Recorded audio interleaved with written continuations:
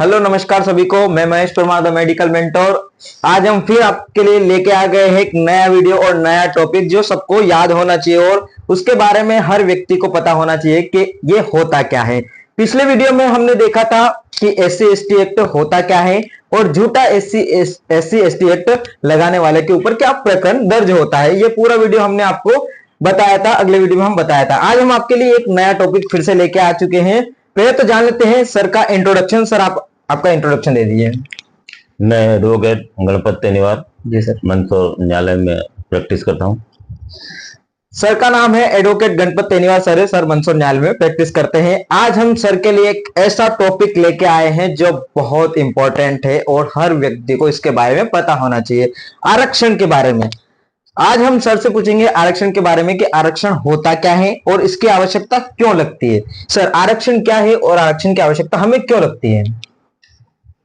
आरक्षण की आवश्यकता वैसे काफी देश आजाद हो उससे पहले भी देश गुलाम था, उस समय से चली आ रही है।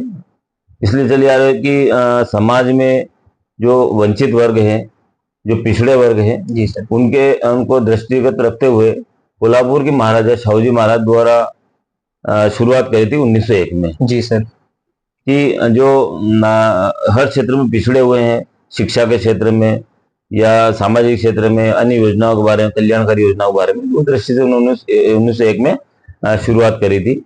उसके पश्चात अंग्रेजों के शासनकाल में 1932 में भारत स्वास्थ्य शासन द्वारा इसको स्थापित किया गया था और 1942 में बाबा साहब डॉक्टर बी आर अम्बेडकर साहब आरक्षण की मांग की गई थी। जी सर। तो अभी वर्तमान में अपन देखते हैं कि संविधान के जो आवश्यकता अनुसार शेड्यूल कास्ट, ट्राइबल कास्ट और ओबीसी को सब डिवाइडेशन किया गया है कि भाई जो वास्तव में पात्र हैं, शोषित है, वंचित पीड़ित है या वंचित वर्ग है, उनको मद्देनजर रखते हुए आरक्षण आज के दौर में भी आवश्यक है और पहले भी था और निरंतर आज भी चला आ रहा है। समय समय पर कई बार आंदोलन वगैरह भी होते रहते हैं आरक्षण की मांग को लेकर। जी सर। तो बहुत सारी जानकारी नहीं है, लेकिन इसके बारे में सभी को जागरूक होना, जानकारी आवश्यक है आज संचार क्रांति के युग में। जी सर। जी सर। सर हमने देखा है कि एससी एसटी ओबीसी इनके अंदर सर इनको तो आरक्षण मिलता ही है। इसके अलावा सर ईडब्ल्यूएस आरक्षण क्या होता है और इनका कितना प्रतिशत किसको मिलता है? जी, आरक्षण जैसे कि अपन बता सकते हैं कि शेड्यूल कास्ट, अनुसूचित जाति को 15% आरक्षण फिक्स है। जी सर। और उसी प्रकार से एसटी जो बोलते हैं अनुसूचित जनजाति को 7.5% है। जी सर। और ओबीसी को 27% है। जी सर। कुल मिला के तीनों मिला के एससी एसटी ओबीसी के 49.5 मतलब 49.5% है और बाकी जो शेष है 50.5 ये सामान्य वर्गों को मिला हुआ है। जी सर। अभी वर्तमान में जो मोदी सरकार द्वारा 103वां संविधान संशोधन द्वारा जनवरी 2019 में इसको संशोधन किया गया। जी सर। तो ईडब्ल्यूएस के माध्यम से आर्थिक रूप से पिछड़े वर्गों के लिए इसको रिजर्वेशन 10% दिया गया। लेकिन 10% उन्हीं लोगों को दिया गया जो सामान्य वर्ग की कैटेगरी को भी मिलता है। तो ये संविधान में फिक्स है कि 50% अधिक किसी को रिजर्वेशन नहीं दिया जाना चाहिए।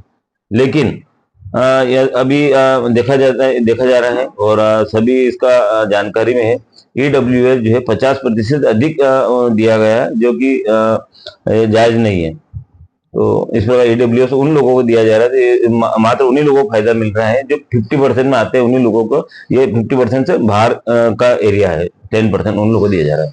जी सर। सर का ये जो क्वेश्चन था हमने पूछा था एससी एसटी ओबीसी और ईडब्ल्यूएस का, ये बहुत इंपॉर्टेंट क्वेश्चन रहता है। लोगों का यही सवाल रहता है कि हम जनरल में आते हैं या सामान्य में आते हैं तो हमको आरक्षण क्यों नहीं मिलता। सर ने जैसा कि बताया है कि ईडब्ल्यूएस आरक्षण उनको मिलता है। जैसे कि आपने सुना होगा कई बार कि कर्म कांड की डायरी जो बनाते हैं, बहुत सारे लोग हमसे भी क्वेश्चन करते हैं और पूछते हैं कि आप तो मतलब कि जैसे कि ये किसी और से बोलते हैं कि एससी एसटी ओबीसी में आते हो तो आपको आरक्षण अच्छा मिलता है, इसकी वजह से आप पढ़ पाते हो। लेकिन मैं उनको बताना चाहता हूं कि आपके लिए ईडब्ल्यूएस आरक्षण भारत सरकार ने लागू किया है, मोदी सरकार ने लागू किया है। ईडब्ल्यूएस आरक्षण बहुत ही उपयोग में आप ले सकते हैं इसको, ईडब्ल्यूएस आरक्षण को। अब हम देख सकते हैं कि अगला क्वेश्चन जो हम सर के लिए लेके आए हैं कि सर संविधान में कौन से अनुच्छेद में आरक्षण से संबंधित या फिर आरक्षण से जो आर्टिकल जो भी आते हैं वो सर आप बता सकते हैं? जी, संविधान के आर्टिकल 339, 340 और 341 जी जी सर। 339 में शेड्यूल कास्ट के लिए दिया गया है।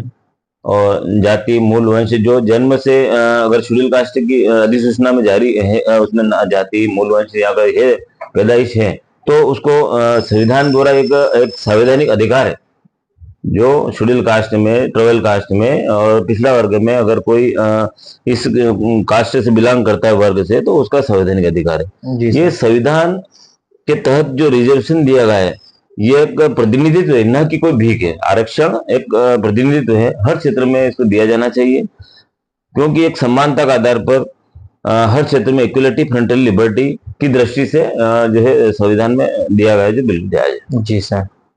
इसके अलावा सर हमने देखा है कई बार कि शिक्षा के क्षेत्र में क्या आरक्षण को होना चाहिए या नहीं होना चाहिए? बिल्कुल होना चाहिए। एजुकेशन जो शिक्षा क्षेत्र में भी आरक्षण आवश्यक है। इसलिए आवश्यक है कि आज भी हम देख सकते हैं कि दूर दराज कहीं बहुत सारे गांव में आज भी मूलभूत सुविधाओं का अभाव है। जी सर। और आर्थिक रूप से पिछड़ापन होने की वजह से शिक्षा ग्रहण नहीं कर पाते हैं, आज भी मजदूरी कर रहे हैं। और कई कई गांव में तो आज भी ऐसे गांव है जहाँ सड़क नहीं है, पानी पीने को नहीं है, बिजली नहीं है पर्याप्त। तो ये कहीं ना कहीं जो सब शिक्षा के स्तर, कोई कोई अगर बच्चे पढ़ जाते हैं तो वो सब समझते हैं इस चीज को, लेकिन वो चाहते हैं कि ये करें, लेकिन वहां पर कुछ न कुछ ऐसे रीजन रहते हैं जिसकी वजह से वो जो है पेरेंट्स या उनको गाइडेंस नहीं मिल पाता है, इसलिए पढ़ नहीं पाते हैं। और उनको पर्याप्त सुख साधन, सुख सुविधा, करियर गाइडेंस, मार्गदर्शन नहीं मिल पाता है, इसलिए बच्चे पढ़ नहीं पाते हैं। शासन द्वारा बहुत सारी योजनाएं तो उन तक पहुंच नहीं पाती है। इसलिए शिक्षा ऐसा होना चाहिए कि हर गांव में कम से कम जो पढ़े लिखे हैं, उनका दायित्व बनता है कि कम से कम छुट्टी के दिन प्रत्येक गांव में सप्ताह में एक दिन 2 घंटे के लिए भी जाए और उनको उनसे शिक्षा के बारे में बातचीत करे, प्रचार प्रसार करे। और अपना जो भी जो गवर्नमेंट जॉब वाले उनका कुछ प्रतिशत अगर वह कुछ वहन करते हैं, खर्च करते हैं किताबों कॉपियों में, तो वो बच्चे उनको सबल मिलेगा और शिक्षा क्षेत्र में आगे आएंगे। जी, तो यह भी एक महापुरुषों ने जो अपना एक आंदोलन चलाया था शिक्षा के प्रचार प्रसार के बारे में, सरकार भी योजना के बारे में जो बताती उनको प्रचार प्रसार करेंगे तो शिक्षा का प्रचार प्रसार अधिक होगा। तो उसमें भी एक आवश्यकता लगेगी, तो शासन भी मदद करती है और हम सब पढ़े लिखे दायित्व का भी कर्तव्य बनता है कि उनकी मदद करें। तो शिक्षा बहुत ही आवश्यक है। सर हमने कई बार देखा है कि बहुत सारे लोग ऐसे रहते हैं जो आंदोलन करते हैं, जैसे कि थोड़े दिन पहले ही अभी नया नया एक वीडियो वायरल हुआ था देवासी समाज का, उसमें भी कोई, और उसके पहले भी एक वीडियो वायरल हुआ था गुजर समाज ने, जिन्होंने ट्रेन की पटरियां उखाड़ दी थी, ये किया था। सर वो किस आधार पे वो आरक्षण मांग रहे थे सर? उनका जो है मुझे पूरा जानकारी नहीं है, लेकिन फिर भी मैं कुछ मैंने सोशल मीडिया में, समाचार पत्रों में पढ़ा था। जी सर। गायरी, गुज्जर, जी सर, और जाट लोगों ने उन सभी दृष्टि से आरक्षण की मांग करी कि हमको भी इस जो ओबीसी वर्ग को शेड्यूल कास्ट, ट्राइबल कास्ट में जोड़ा जाए। जी जी सर। हमको जैसे अपने यहाँ कहो कि अपने यहाँ पे जो मीणा समाज है, इसको राजस्थान में एसटी में दर्ज किया गया शेड्यूल ट्राइबल कास्ट की लिस्ट में। जी सर।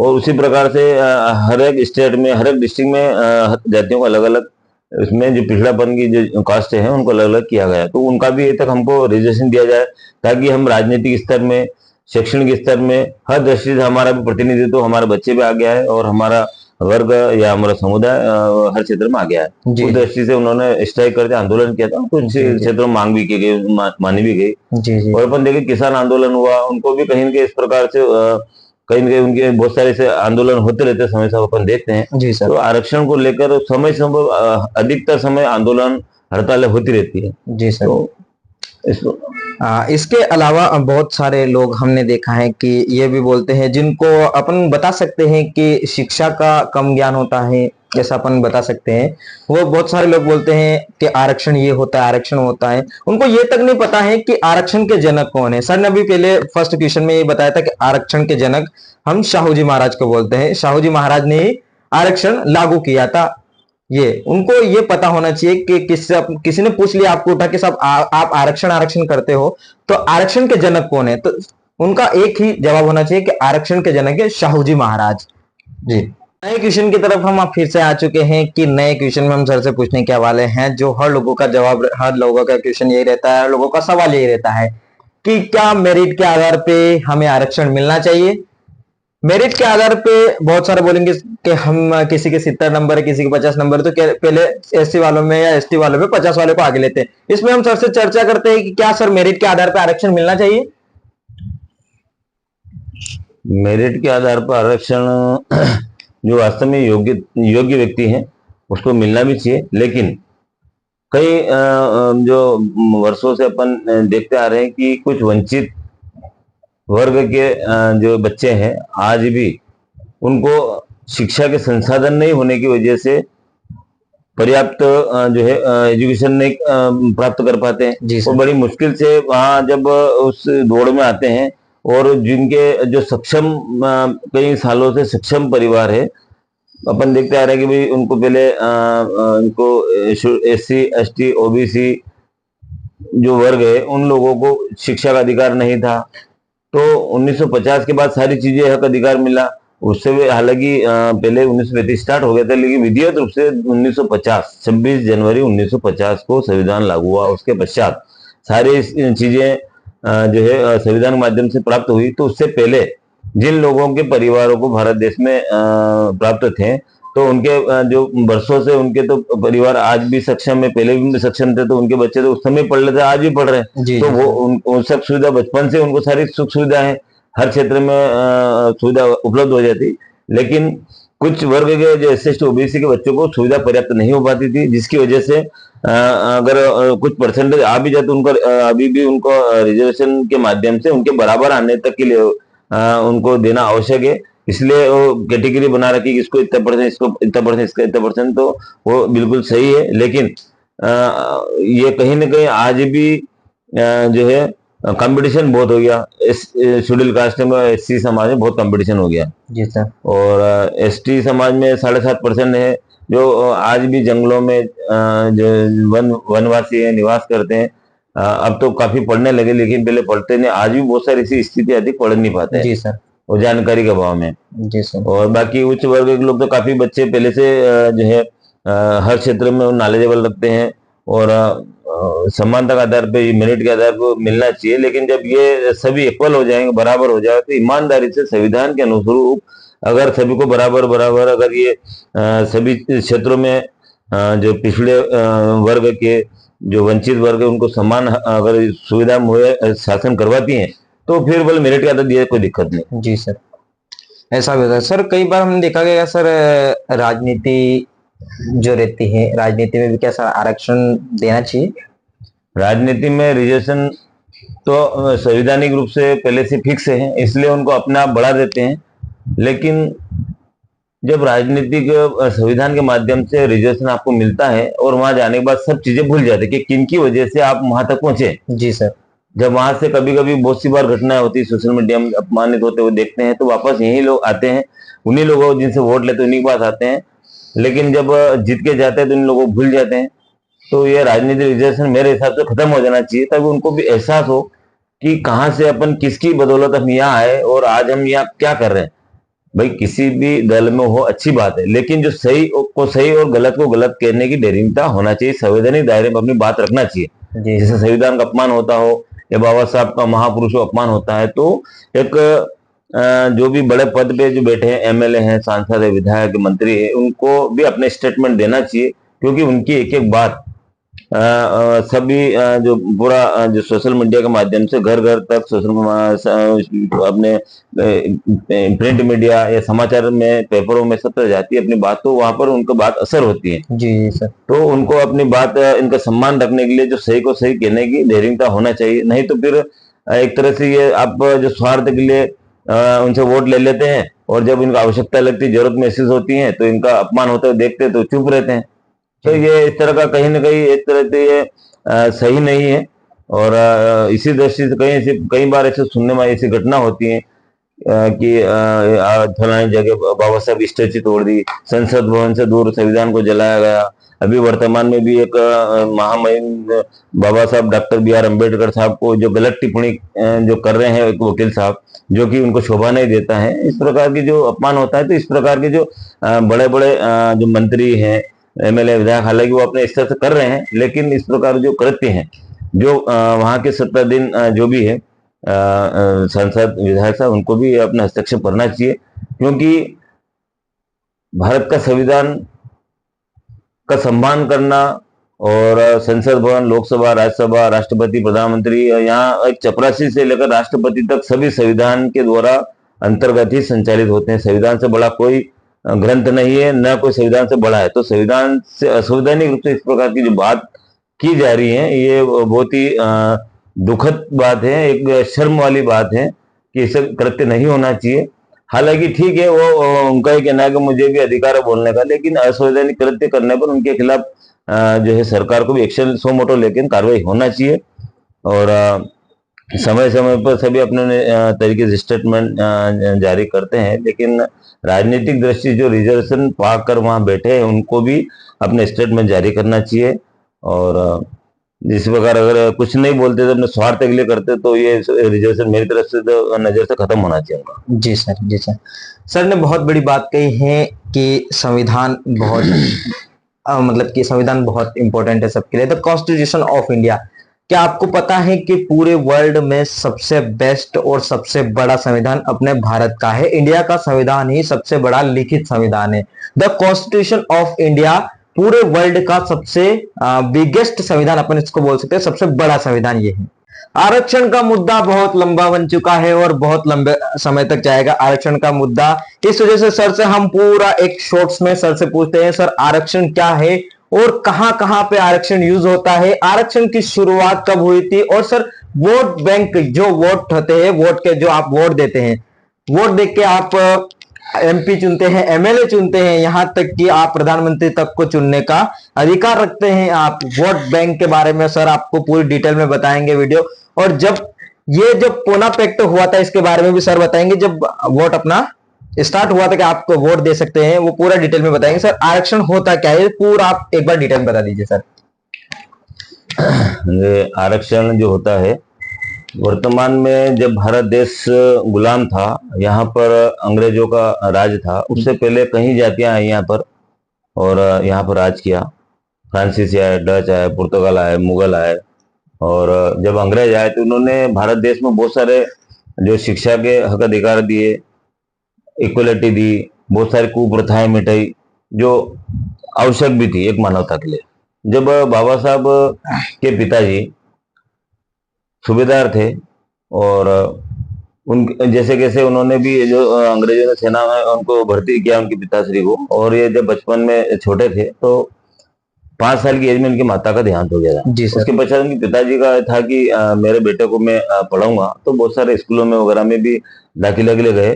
तब उनको जब उनकी जाति का जो मैटर आया तो उस चक्कर में उनको एडमिशन नहीं दिया। कुछ एक स्कूल में कुछ कंडीशन शर्तों पर उनको एडमिशन दिया गया और वहां पर जो है बहुत सारी समस्याओं का सामना करना पड़ा। जैसे पानी प्यास लगती है तो अन्य जो कंडीशन थी कि भाई अन्य नल खोलेगा तो पानी पी सकेगा, उनके साथ खेल नहीं पाएगा, जैसे कैसे करके मैं शॉर्ट में बता रहा हूँ, स्ट्रगल करके उन्होंने मैट्रिक पास करी। तो एक बहुजन समाज में जो दलित वर्ग थे, गरीब पिछड़ा वर्ग थे, उन्होंने उत्साह का एक उन्होंने आयोजन भी रखा कि बहुत अच्छी बात है कि हमारा समाज का बच्चा अच्छा पढ़ लिया। फिर अन्य बाहर भी गए पढ़ने के लिए, जो साहू जी महाराज, होलकर जी महाराज ने, इन्होंने जो उनका ये इच्छा थी कि भाई शिक्षा के क्षेत्र में होनहार बच्चों को एजुकेशन के लिए अगर कोई पढ़ना चाहे, बच्चे होशियार, कुछ उन्होंने इंटरव्यू लिया तो इसमें सफल हो गए। उनके साथ 5-7 बच्चे और थे बाबा साहब के साथ, तो सभी अमेरिका पढ़ने के लिए भेजा गया था। जी सर। वहां पर वो जो उनके साथी लोग तो वहीं फंस गए। एकमात्र बाबा साहब जो थे उन्होंने पढ़ के, उनका परिवार भी वगैरह थे यहाँ पर, उन्होंने पढ़ के शिक्षा ग्रहण करने के पश्चात यहाँ पर आए। उन्होंने सब बचपन में उनके साथ जो कई बार ऐसी घटना आप देखते हुए टीवी में भी सरकार चला रही है, उनके साथ एक बार कटिंग करने का जैसी घटना हो गई थी कि भाई किसका नाम पता पूछे तो उसको भगा दिया कि भाई इतना अछूत के बाल नहीं काट सकते हैं। उसी प्रकार से जब कि तुम भैंस के बाल काट सकते हो, मेरे बाल क्यों नहीं काट सकते, इस प्रकार जो उनके साथ कई छोटी मोटी घटना हुई। एक बार पिताजी को उन्होंने बुलाया, उनके भाई उनकी सिस्टर, वो सब गए थे। तो बैलगाड़ी में एक व्यक्ति ने बैठने से उनको बिठाने से मना कर दिया था, जैसे कि वो गाड़ी उड़ान चले और वो पीछे बैठे। जी सर। जैसे कई बार पानी पीने तक की उनके साथ ऐसी प्यास लगती थी, पानी नहीं पी पाते थे, ऐसी घटना हुई। उनके गुरुजी, उन्होंने कई कई बार उनकी मदद भी करी। और केलुस्कर वगैरह उनके मित्र थे, उनको जो आवश्यकता लेते कुछ राशि की मदद करी, वो जैसे कैसे भी स्ट्रगल करके पढ़ाई कर पाए। पढ़े होने के पश्चात जहाँ देखा कि मैं उनको माता से, पिताजी से अक्षर तर्कवादी थे, होशियार थे, पढ़ने में भी कुशाग्र बुद्धि थी और दृढ़ निश्चय थी। वो निश्चित कर लेते तो वो बिल्कुल पढ़ाई में होशियार थे, तो और ज्ञान हासिल करके एक बार सुन लेते तो वो पूरा कंठस्थ कर लेते थे। रात रात भर जल्दी उठते थे और स्ट्रगल करके ना उस चीज को वो हासिल कर लेते। हालांकि उनको जब दाखिला तो दूर बिठाते थे, बहुत सारे आप सभी ने पढ़ा, वो डिटेल में नहीं जाऊंगा। और मैंने जो चीज है, उन्होंने देखा कि जब यहाँ पर वाकई में मेरे साथ ऐसा हो रहा है, पिताजी सूबेदार होने के बाद हो रहा है, तो मैं आने वाला जो है समाज के लिए मैं बहुत कुछ करना चाहूंगा। तो उस समय जो सरकार, अंग्रेज सरकार थी, ब्रिटिश सरकार, वहां पे उन्होंने गए और वहां जाके अपनी बात बताई कि यहाँ पर ये कंडीशन है और यहाँ पर बहुत दयनीय स्थिति है, इंसानों को इंसान की दृष्टि से नहीं देखा जाता। तो वहां अपनी बात बताई, मनवाई। तो अंग्रेज सरकार ने उन्होंने बताया कि ठीक है, अगर ऐसा होता है कि यहाँ पर जो वंचित वर्ग हैं, SC ST OBC को इस प्रकार यहाँ पर जो है मतलब एक तरह से गुलामों को गुलाम कहा जाता है। तो वहां पे साइमन कमीशन है, जांच के लिए आए और उन्होंने इस प्रकार से उन्होंने देखा तो कुछ चीजें उनको लगा हाँ सही है, तो उनको 2 वोट का अधिकार मिला था। जी सर।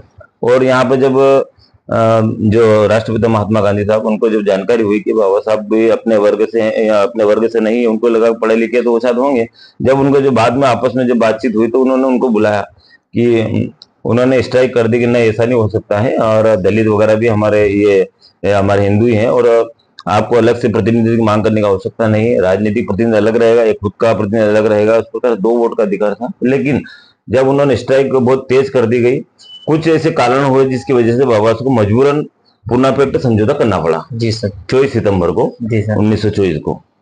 अब हुआ क्या कि जब वो बाबा साहब ने कहा बड़ी मुश्किल से, कठिनाइयों से मैं स्ट्रगल करके इस जो है प्रतिनिधित्व की बात को लेकर वोट का अधिकार लेके आया हूं, तो मैं ऐसे कैसे छोड़ दूं।